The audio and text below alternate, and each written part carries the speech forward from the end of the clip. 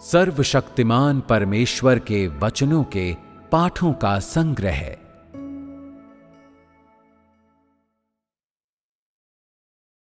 स्वयं परमेश्वर जो अद्वितीय है।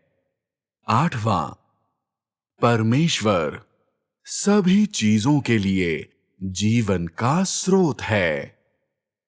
द्वितीय,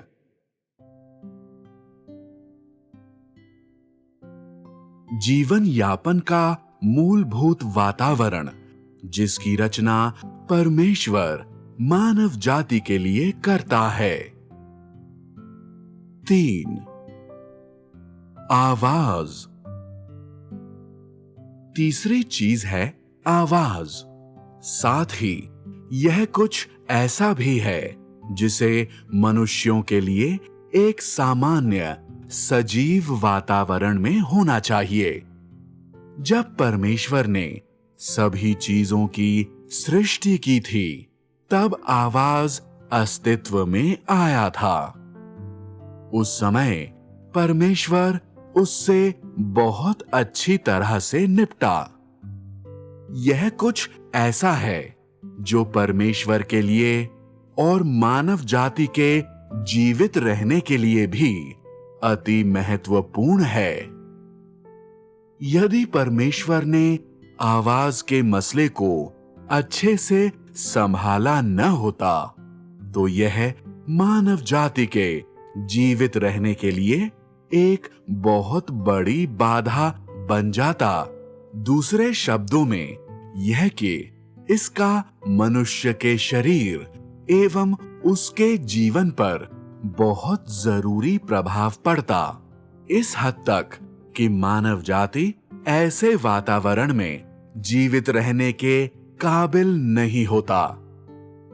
ऐसा भी कहा जा सकता है कि सभी जीवित प्राणी ऐसे वातावरण में जीवित नहीं रह सकते हैं। अतः यह चीज क्या है? यह आवाज है। परमेश्वर ने हर एक चीज को बनाया है और हर एक चीज परमेश्वर के हाथों में जीवित रहता है। परमेश्वर की निगाहों में सभी चीजें गतिमान एवं जीवित हैं। परमेश्वर ने सभी चीजों को बनाया है और उनमें से हर एक के अस्तित्व का मूल्य एवं अर्थ है। अर्थात उन सभी की उनके अस्तित्व के पीछे एक जरूरत है। फिर भी परमेश्वर के द्वारा बनाई गई सभी चीजों के मध्य प्रत्येक चीज के पास एक जीवन है। चूंकि वे सभी जीवित एवं गतिमान हैं, वे स्वाभाविक रीति से आवाज उत्पन्न करेंगे। उदाहरण के लिए, पृथ्वी लगातार घूम रही है, सूर्य निरंतर घूम रहा है और चांद भी लगातार घूम रहा है। सभी चीजों के जीवन एवं उनकी गति में निरंतर आवाज उत्पन्न हो रहा है। पृथ्वी की चीजें भी निरंतर आगे बढ़ रही हैं और विकसित हो रही हैं और गतिमान हैं। उदाहरण के लिए, पहाड़ों के आधार खिसक रहे हैं और बदल रहे हैं, जबकि समुद्र की गहराइयों में सभी जीवित चीजें गतिमान हैं और तैर रही हैं। परमेश्वर की निगाहों में ये जीवित चीजें एवं सभी चीजें लगातार सामान्य रूप से और नियमित रूप से गतिमान हैं। अतः इन चीजों की छलयुक्त बढ़ोतरी और विकास और गति क्या लेकर आती है? शक्तिशाली आवाजों को। पृथ्वी के अलावा भी सभी प्रकार के ग्रह लगातार गतिमान हैं और इन ग्रहों पर जीवित प्राणी एवं जीवाश्म भी निरंतर बढ़ रहे हैं और विकसित हो रहे हैं एवं गतिमान हैं।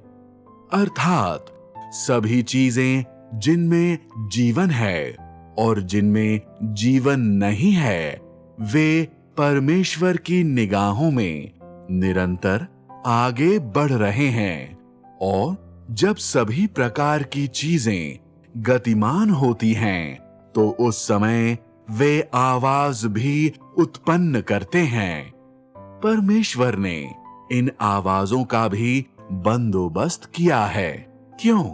तुम लोगों को यह जानना चाहिए। सही है।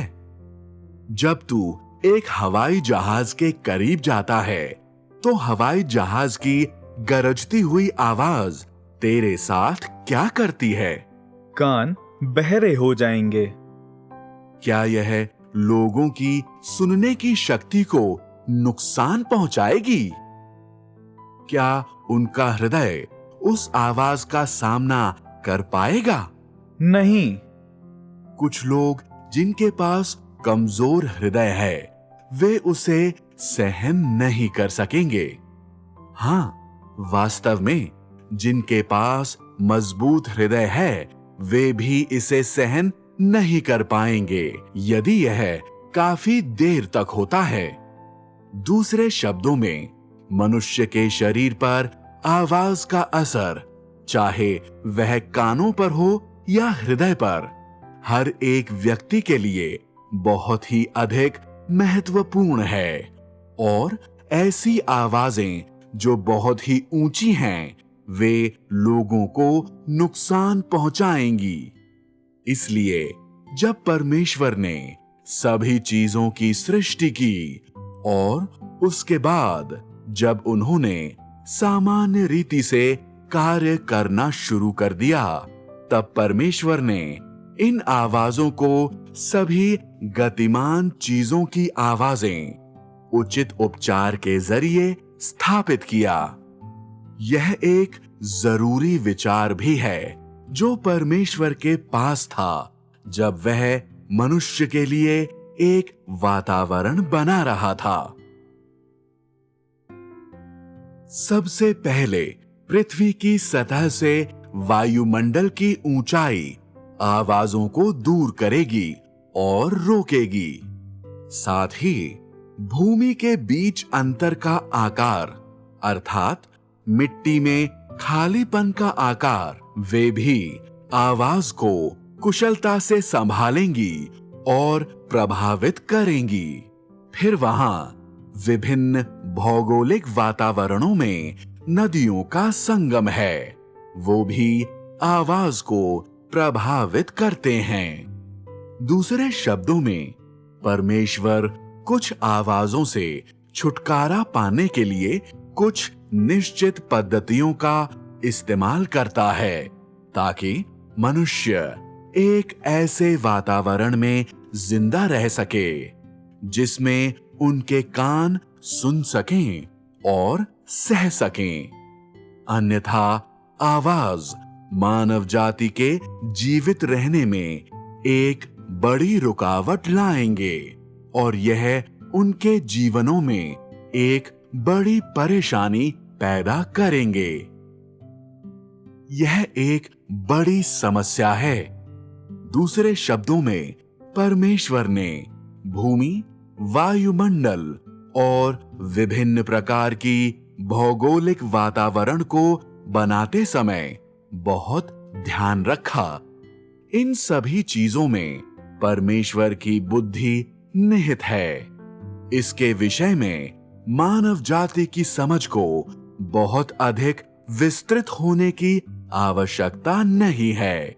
उनको बस यह जानने की आवश्यकता है कि इसमें परमेश्वर का कार्य शामिल है। परमेश्वर के द्वारा सभी चीजों की सृष्टि वास्तव में मानव जाति के जीवित रहने के लिए था।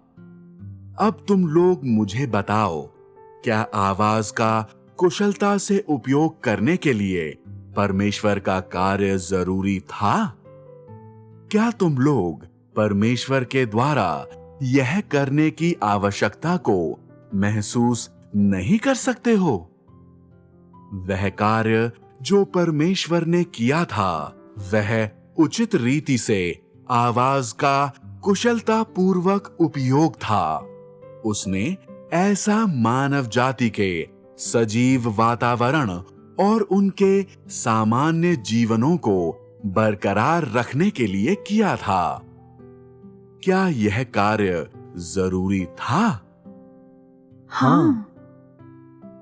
यदि यह कार्य जरूरी था, तो इस दृष्टिकोण से क्या ऐसा कहा जा सकता है कि परमेश्वर ने सभी चीजों की आपूर्ति के लिए ऐसी पद्धति का उपयोग किया था?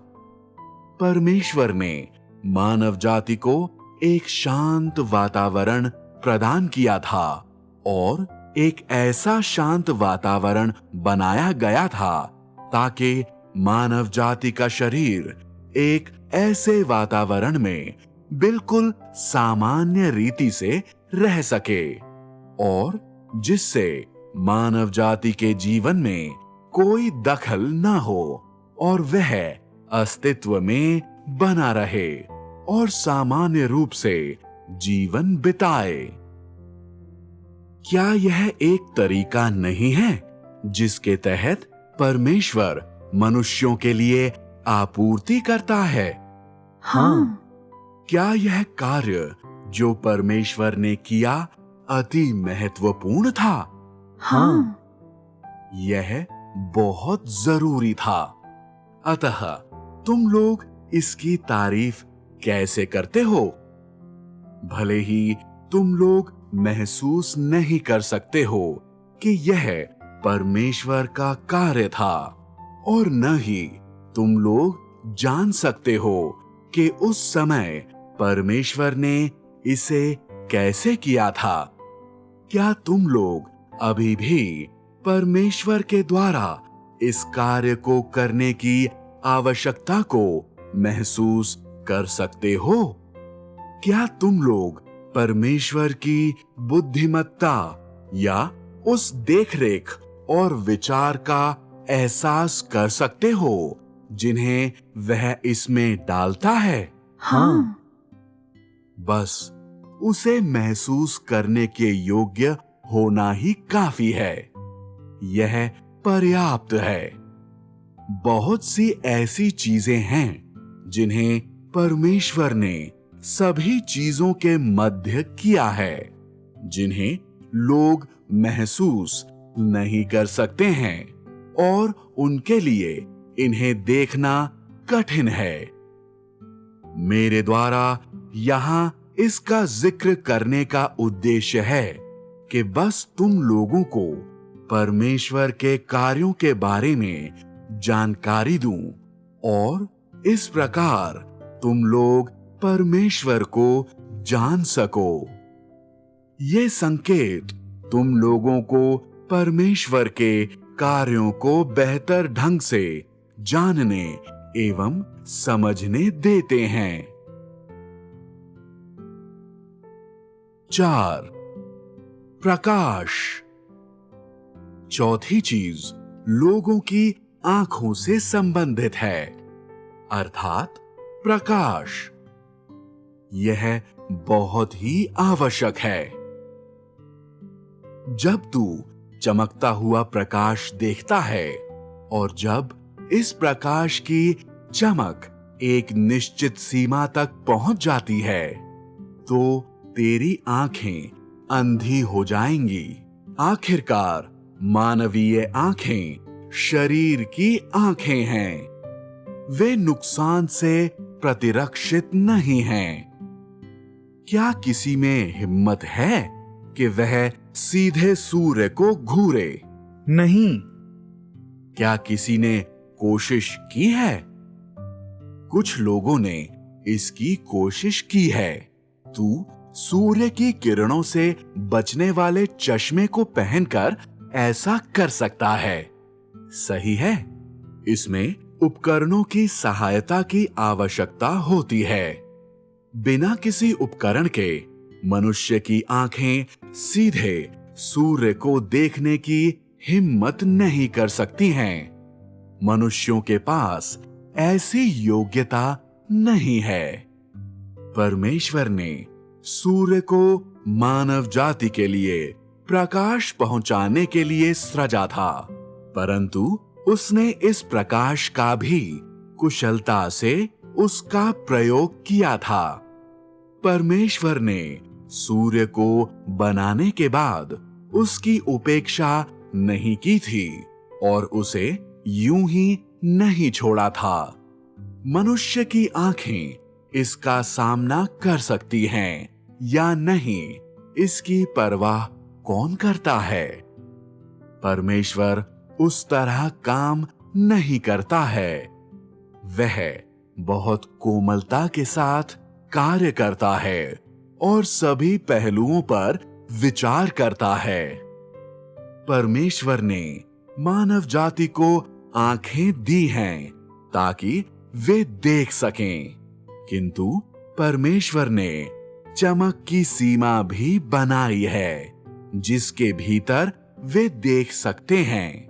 यह काम नहीं करेगा यदि पर्याप्त प्रकाश नहीं है।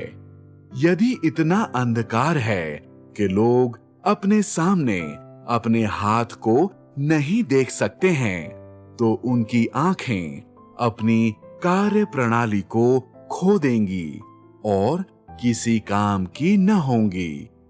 लोगों की आंखें ऐसी जगहों का सामना नहीं कर पाएंगी जो बहुत ही अधिक चमकीले हैं और साथ ही वे कुछ भी देखने के योग्य नहीं होंगी।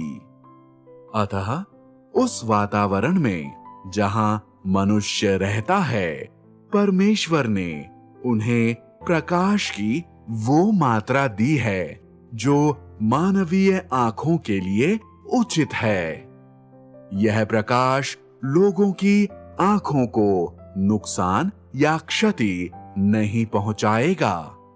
इसके अतिरिक्त यह लोगों की आंखों की कार्य प्रणाली को बंद नहीं करेगा और यह गारंटी दे सकता है कि लोगों की आंखें उन सब चीजों को साफ साफ देखने के योग्य होंगी जिन्हें उन्हें देखना चाहिए।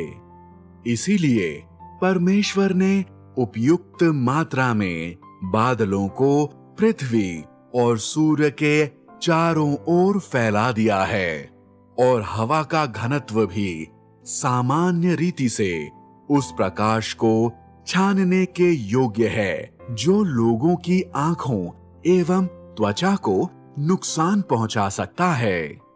यह आपस में जुड़ा हुआ है। इसके अतिरिक्त परमेश्वर के द्वारा सृजी गई पृथ्वी का रंग भी सूर्य की रोशनी और हर प्रकार की रोशनी को परावर्तित करता है और प्रकाश में उजाले के उस भाग को दूर करता है जो मनुष्य की आंखों को बेचैन कर देती हैं।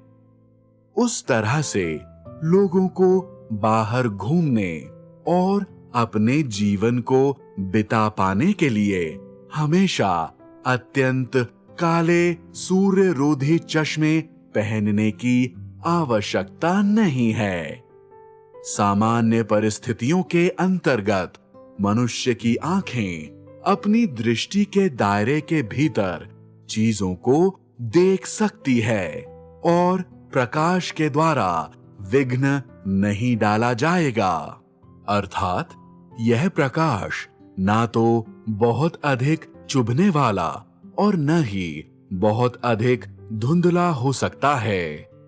यदि यह बहुत धुंधला है तो लोगों की आंखों को क्षति पहुंचेगी और इससे पहले कि उनकी आंखें काम करना बंद कर दें, वे उन्हें बहुत लंबे समय तक उपयोग नहीं कर पाएंगे। यदि यह बहुत अधिक चमकीला है तो लोगों की आंखें इसका सामना नहीं कर पाएंगी और उनकी आंखें 30 से 40 वर्ष या 40 से 50 वर्ष के भीतर बेकार हो जाएंगी। दूसरे शब्दों में यह प्रकाश देखने के लिए मनुष्य की आंखों के लिए उपयुक्त है और प्रकाश के द्वारा मनुष्य की आंखों को जो नुकसान होता था उसे परमेश्वर के द्वारा विभिन्न तरीकों के जरिए कम किया गया है। इस पर ध्यान दिए बगैर कि प्रकाश मनुष्य की आंखों के लिए लाभ लाता है या नुकसान, यह लोगों की आंखों के लिए उनके जीवन के अंत तक बने रहने देने के लिए पर्याप्त है। सही है? हाँ।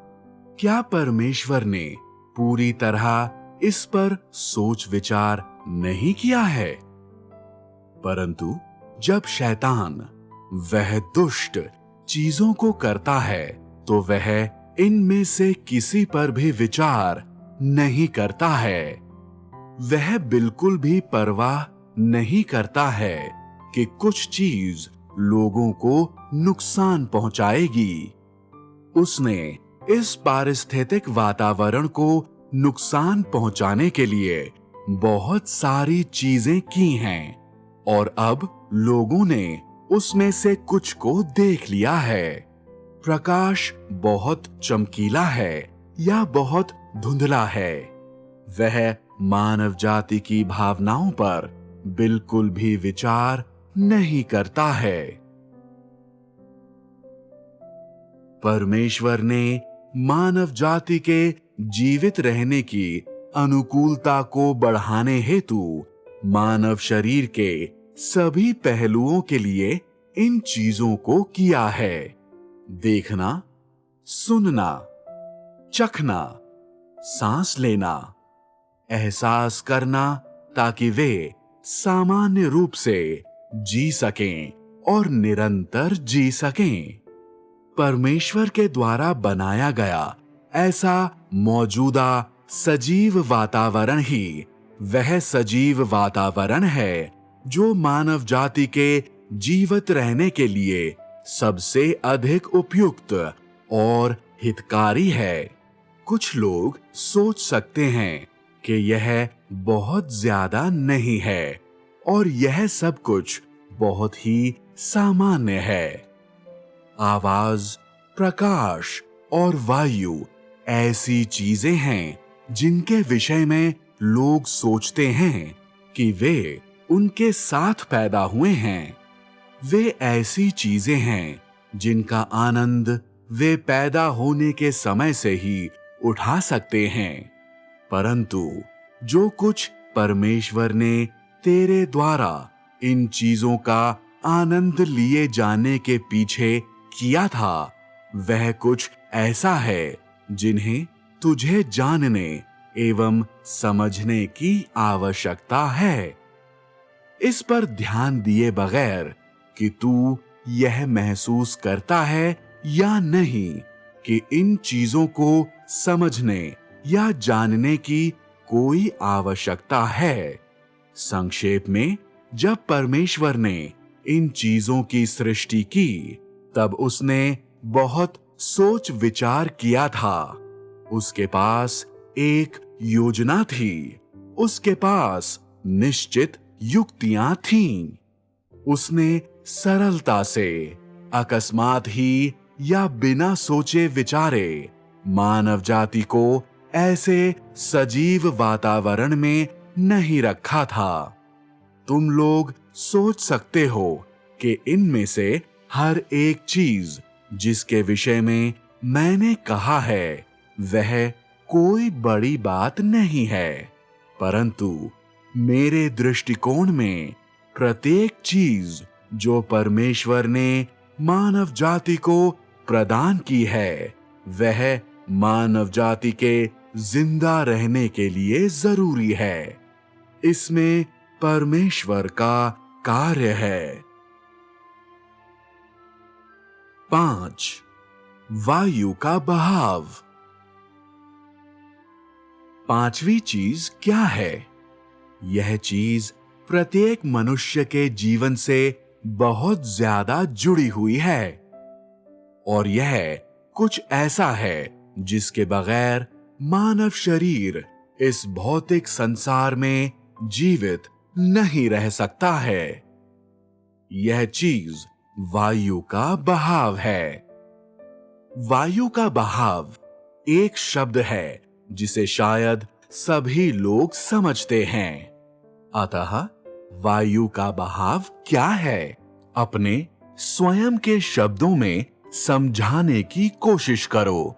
वायु के बहाव का अर्थ है हवा का बहना। तुम लोग ऐसा कह सकते हो। हवा के बहने को वायु का बहाव कहते हैं। क्या कोई और व्याख्याएं हैं? वायु के बहाव शब्द का अर्थ क्या है? वायु का बहाव एक हवा है जिसे मानवीय आंखें देख नहीं सकती हैं। यह एक ऐसा तरीका भी है जिसके तहत गैस बहती है। यह भी सही है, किंतु वायु का बहाव क्या है जिसके विषय में हम यहां पर बात कर रहे हैं? जैसे ही मैं कहूंगा तुम लोग समझ जाओगे। पृथ्वी घूमती हुई पहाड़ों, महासागरों और सभी चीजों को उठाए रहती है, और जब यह घूमती है तो उसमें गति होती है। यद्यपि तुम किसी परिक्रमा को महसूस नहीं कर सकते हो, फिर भी उसकी परिक्रमा वास्तव में विद्यमान है। उसकी परिक्रमा क्या लेकर आती है? जब एक व्यक्ति दौड़ता है तो क्या होता है? जब तुम दौड़ते हो तो तुम्हारे कानों के आसपास हवा होती है। हाँ। बस यही।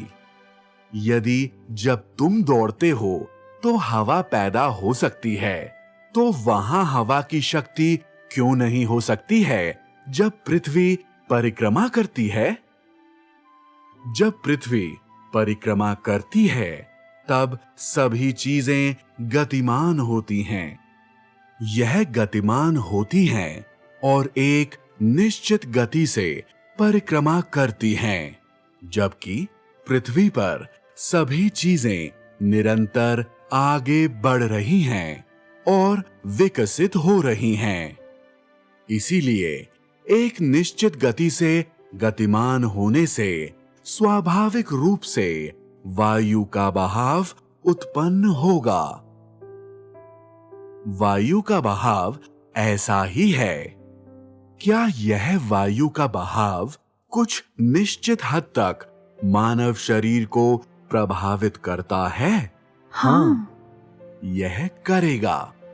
यदि सारी पृथ्वी समतल भूमि से भरी होती और जब पृथ्वी एवं सभी चीजें एक निश्चित गति से परिक्रमा करती, तो छोटी सी मानवीय देह हवा के इस बल को सहन नहीं कर पाती। ताइवान और हांगकांग दोनों देशों में तूफान आते हैं। वे तूफान उतने प्रबल नहीं हैं, परंतु जब वे आते हैं लोग स्थिर खड़े नहीं हो सकते हैं और उन्हें हवा में चलने में कठिनाई होती है। यहां तक कि एक कदम लेने में भी मुश्किल होती है। यह एक माध्यम है जिससे वायु का बहाव मानव जाति को प्रभावित कर सकता है। यदि सारी पृथ्वी समतल भूमि से भरी होती और जब पृथ्वी परिक्रमा करती, तो जो वायु का बहाव उत्पन्न होता वह कुछ ऐसा नहीं होता जिसका सामना मानव शरीर कर सकता था। इसे संभालना बहुत ही कठिन होता। यदि मामला ऐसा होता तो यह वायु का बहाव न केवल मानव जाति के लिए क्षति लेकर आता, बल्कि विध्वंस भी लेकर आता। कोई भी ऐसे वातावरण में जिंदा बचने के योग्य नहीं होगा। इसीलिए ऐसे वायु के बहाव का समाधान करने के लिए परमेश्वर विभिन्न भौगोलिक वातावरणों का इस्तेमाल करता है। वह उनकी दिशा, गति और बल को परिवर्तित करने के द्वारा एवं विभिन्न वातावरणों के जरिए ऐसे वायु के बहावों को कमजोर करता है। इसीलिए लोग विभिन्न भौगोलिक वातावरणों को देख सकते हैं, जैसे पहाड़, पर्वतमालाएं, समतल भूमि, पहाड़ियां, घाटियां, तराइयां, पठार एवं नदियां। परमेश्वर वायु के बहाव की गति, दिशा और बल को परिवर्तित करने के लिए इन विभिन्न भौगोलिक वातावरणों को काम में लाता है। वह ऐसी पद्धतियों का इस्तेमाल करके उसे घटाता है एवं कुशलता से उसका उपयोग करता है, जिससे वह एक उचित वायु गति, वायु दिशा और वायु बल बन जाए, ताकि मनुष्यों के पास एक सामान्य सजीव वातावरण हो सके। कुछ ऐसा करना मनुष्यों के लिए कठिन प्रतीत होता है, किंतु यह परमेश्वर के लिए आसान है, क्योंकि वह सभी चीजों का अवलोकन करता है। उसके लिए मानव जाति के लिए उपयुक्त वायु के बहाव के साथ एक वातावरण बनाना बहुत ही सरल है और बहुत ही आसान है। इसलिए परमेश्वर के द्वारा बनाए गए एक ऐसे वातावरण में सभी चीजों के मध्य हर चीज एवं प्रत्येक चीज अति आवश्यक है। उन सभी के अस्तित्व का महत्व एवं आवश्यकता है। फिर भी शैतान और भ्रष्ट मानव जाति के पास ऐसा दर्शन ज्ञान नहीं है। वे लगातार नष्ट होते रहते हैं और विकसित होते रहते हैं। पहाड़ों को समतल भूमि बनाने के लिए व्यर्थ स्वप्न देखते रहते हैं, घाटियों को भरते रहते हैं और सीमेंट के जंगल बनाने के लिए समतल भूमि में गगनचुंबी इमारतें बनाते रहते हैं। यह परमेश्वर की आशा है कि मानव जाति प्रसन्नता से रहे, प्रसन्नता से प्रगति करे और प्रत्येक दिन को उस उपयुक्त वातावरण में प्रसन्नता से बिताए जिसे उसने उनके लिए बनाया है। इसीलिए जब मानव जाति के लिए सजीव वातावरण के प्रबंधन की बात आती है, तो परमेश्वर कभी असावधान नहीं रहा है। तापमान से लेकर वायु तक, आवाज से लेकर प्रकाश तक परमेश्वर ने जटिल योजनाएं बनाई हैं और जटिल समायोजन किए हैं, जिससे मानव जाति का सजीव वातावरण और उनका शरीर प्राकृतिक स्थितियों की ओर से किसी विघ्न के अधीन नहीं होगा और उसके बजाय मानव जाति जीवित रहने और सभी चीजों के मध्य शांतिपूर्ण सह अस्तित्व के साथ सामान्य रूप से बहुगुणित होने और जीने के योग्य होगा। इन सब को परमेश्वर के द्वारा सभी चीजों और मानव जाति को प्रदान किया गया है। जिस तरह से उसने मनुष्य के जीवित रहने के लिए इन 5 मूल स्थितियों से व्यवहार किया था, उससे क्या तुम मानव जाति के लिए परमेश्वर की आपूर्ति को देख सकते हो? हाँ। दूसरे शब्दों में, परमेश्वर ने मनुष्य के जीवित रहने के लिए सभी 5 मूल स्थितियों को बनाया था।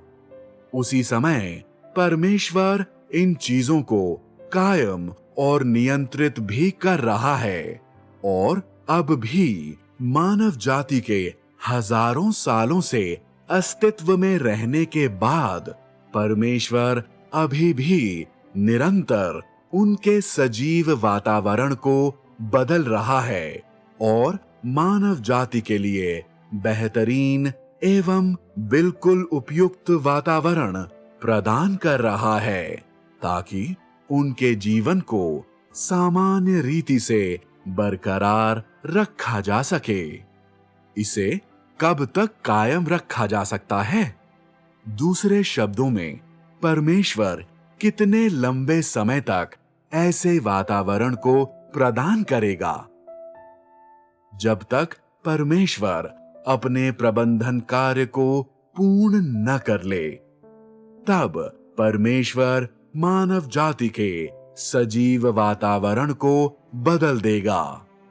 यह उन्हीं पद्धतियों के द्वारा भी हो सकता है या यह अलग अलग पद्धतियों के द्वारा हो सकता है, परंतु अब जिसे लोगों को वास्तव में जानने की आवश्यकता है वह है कि परमेश्वर लगातार मानव जाति की जरूरतों की आपूर्ति कर रहा है, मानव जाति के सजीव वातावरण का प्रबंध कर रहा है और मानव जाति के सजीव वातावरण को बचा रहा है, उनकी सुरक्षा कर रहा है और उसे बरकरार रख रहा है। यह ऐसे वातावरण के कारण ही है कि परमेश्वर के चुने हुए लोग इस तरह से सामान्य रीति से जी सकते हैं और परमेश्वर के उद्धार एवं ताड़ना एवं न्याय को स्वीकार कर सकते हैं।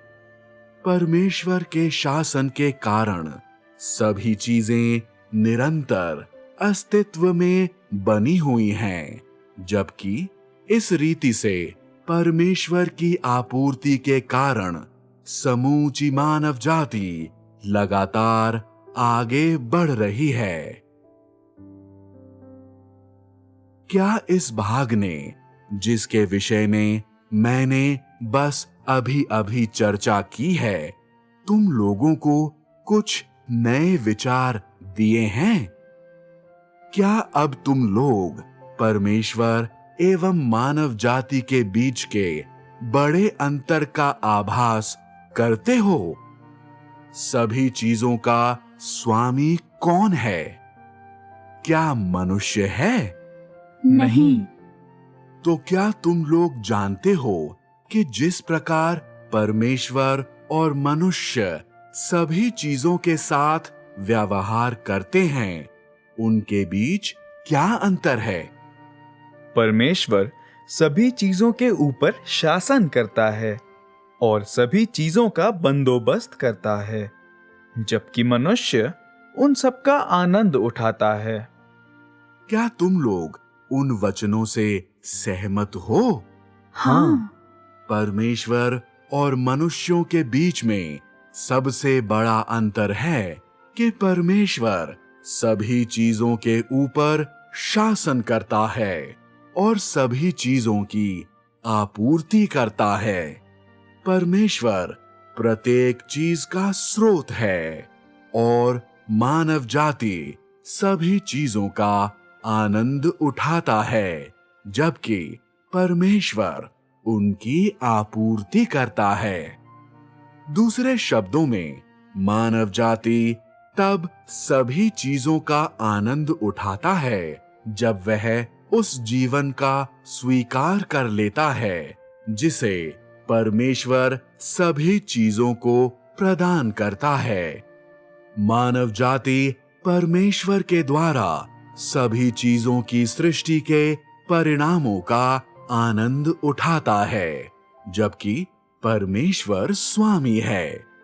सही है? तो सभी चीजों के दृष्टिकोण से परमेश्वर और मानव जाति के बीच क्या अंतर है?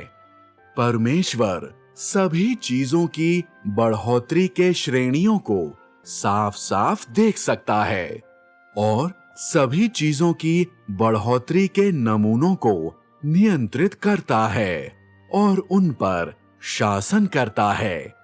अर्थात सभी चीजें परमेश्वर की दृष्टि में हैं और उसके निरीक्षण के दायरे के भीतर हैं। क्या मानव जाति सभी चीजों को देख सकता है? नहीं। जो मानव जाति देखता है वह सीमित है। तुम नहीं कह सकते हो कि सभी चीजें वे ही हैं जिन्हें वे अपनी आंखों के सामने देखते हैं। यदि तुम इस पर्वत पर चढ़ते हो तो जो तुम देखते हो वह यह पर्वत है। पर्वत के उस पार क्या है तुम उसे नहीं देख सकते हो। यदि तुम समुद्र के किनारे जाते हो तो तुम महासागर के इस भाग को देखते हो, परंतु तुम नहीं जानते हो कि महासागर का दूसरा भाग किसके समान है। यदि तुम इस जंगल में आते हो तो तुम उन पेड़ पौधों को देख सकते हो जो तुम्हारी आंखों के सामने और तुम्हारे चारों ओर हैं, किंतु जो कुछ और आगे है उसे तुम नहीं देख सकते हो। मनुष्य उन स्थानों को नहीं देख सकते हैं जो अधिक ऊंचे, अधिक दूर और अधिक गहरे हैं। वे वह सब कुछ जो उनकी आंखों के सामने है और उनकी दृष्टि के भीतर है उन्हें ही देख सकते हैं। यद्यपि मनुष्य एक वर्ष की 4 ऋतुओं के श्रेणियों और सभी चीजों की बढ़ोतरी के श्रेणियों को जानता है, फिर भी वे सभी चीजों का प्रबंध करने या उन पर शासन करने में असमर्थ है। दूसरे रूप में जिस तरह से परमेश्वर सभी चीजों को देखता है वह ऐसा है जैसे परमेश्वर एक मशीन को देखता है जिसे उसने व्यक्तिगत रीति से बनाया है। वह हर एक तत्व को बहुत ही अच्छी रीति से जानता है। उसके सिद्धांत क्या हैं, उसके नमूने क्या हैं और उसका उद्देश्य क्या है। परमेश्वर इन सभी चीजों को सरलता एवं स्पष्टता से जानता है। इस प्रकार परमेश्वर परमेश्वर है और मनुष्य मनुष्य है। भले ही मनुष्य लगातार विज्ञान एवं सभी चीजों के नियमों पर अनुसंधान करता रहे, फिर भी यह एक सीमित दायरे में होता है, जबकि परमेश्वर सभी चीजों को नियंत्रित करता है। मनुष्य के लिए यह असीमित है। यदि मनुष्य किसी छोटी सी चीज पर अनुसंधान करता है जिसे परमेश्वर ने किया था, तो वे उस पर अनुसंधान करते हुए बिना किसी सच्चे परिणाम को हासिल किए अपने पूरे जीवन को बिता सकते हैं। इसीलिए यदि तुम ज्ञान का इस्तेमाल करते हो और परमेश्वर का अध्ययन करने के लिए जो कुछ भी तुमने सीखा है उसे इस्तेमाल करते हो, तो तुम कभी भी परमेश्वर को जानने या समझने के योग्य नहीं होगे। किंतु यदि तुम सत्य के मार्ग का उपयोग करते हो और परमेश्वर को खोजते हो और परमेश्वर को जानने के दृष्टिकोण से परमेश्वर की ओर देखते हो, तो एक दिन तुम स्वीकार करोगे कि परमेश्वर के कार्य और उसकी बुद्धि हर जगह है। और तुम यह भी जानोगे कि क्यों परमेश्वर को सभी चीजों का स्वामी और सभी चीजों के लिए जीवन का स्रोत कहा जाता है। तुम्हारे पास जितना अधिक ऐसा ज्ञान होगा, तुम उतना ही अधिक समझोगे कि क्यों परमेश्वर को सभी चीजों का स्वामी कहा जाता है। सभी चीजें एवं प्रत्येक चीज जिसमें तुम भी शामिल हो, निरंतर परमेश्वर की आपूर्ति के नियमित बहाव को प्राप्त कर रहे हैं। तुम भी स्पष्ट रूप से आभास कर सकोगे कि इस संसार में और इस मानव जाति के बीच में परमेश्वर के अलावा कोई नहीं है जिसके पास सभी चीजों के अस्तित्व के ऊपर शासन करने, उसका प्रबंध करने और उसको बरकरार रखने के लिए ऐसी सामर्थ्य और ऐसा सार तत्व हो सकता है। जब तुम ऐसी समझ प्राप्त कर लेते हो, तब तुम सचमुच में स्वीकार करते हो कि परमेश्वर तुम्हारा परमेश्वर है। जब तुम इस बिंदु तक पहुंच जाते हो, तब तुमने सचमुच में परमेश्वर को स्वीकार कर लिया है और तुमने उसे अपना परमेश्वर एवं अपना स्वामी बनने की अनुमति दी है। जब तुम्हारे पास ऐसी समझ होती है और तुम्हारा जीवन एक ऐसे बिंदु पर पहुंच जाता है, तो परमेश्वर आगे से तुम्हारी परीक्षा नहीं लेगा और तुम्हारा न्याय नहीं करेगा और न ही वह तुमसे कोई मांग करेगा, क्योंकि तुम परमेश्वर को समझते हो, उसके हृदय को जानते हो और तुमने सचमुच में परमेश्वर के हृदय को स्वीकार कर लिया है। सभी चीजों पर परमेश्वर के शासन और प्रबंधन के विषय में इन शीर्षकों पर बातचीत करने के लिए यह एक महत्वपूर्ण कारण है। यह लोगों को और अधिक ज्ञान एवं समझ देने के लिए है, मात्र तुमसे स्वीकार करवाने के लिए नहीं, लेकिन तुम्हें परमेश्वर के कार्यों का और अधिक व्यावहारिक ज्ञान एवं समझ देने के लिए है।